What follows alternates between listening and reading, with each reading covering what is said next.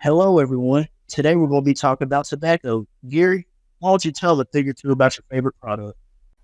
Land is natural resources like farmland, soil, and climate used to grow tobacco plants. Scarcity of good land forces farmers to choose between tobacco and food crops, raising prices and affecting consumer and producer choices. Labor is human effort and skills used to plant, harvest, cure, and process tobacco. Scarcity of workers raises wages and costs, so producers use machines and consumers may buy less or switch products. Capital is tools, machines, factories, and buildings used to grow, process, and sell tobacco. Scarcity of capital raises costs, so producers invest less and consumers face higher prices or fewer choices.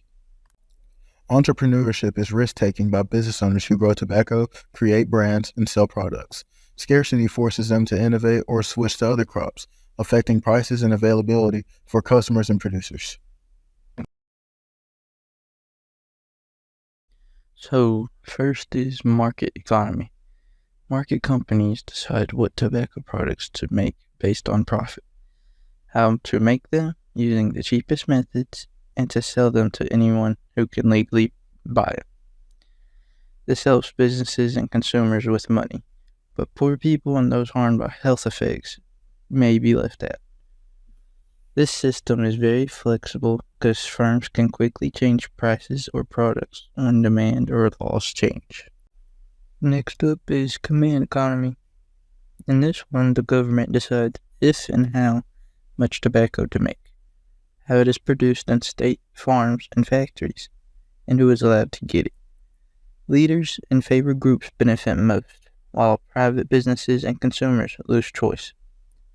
This system is not very flexible because central plans are slow to change, even when health or economic conditions change. Last, we got the mixed economy. Private firms choose what tobacco to make, but the government shapes choices with taxes, age limits, and health rules. Firms decide how to produce while following safety and environmental laws. And tobacco is sold to adults who can pay, with limits on where and how it is sold. Consumers and companies gain choice and profit, but some people and workers can still be left out. And flexibility is in the middle because markets adjust faster than government rules. All this shows that there is no perfect system for tobacco. Each economy helps some group more than the others and handles change in different ways. Alright, now back to you, Gavin.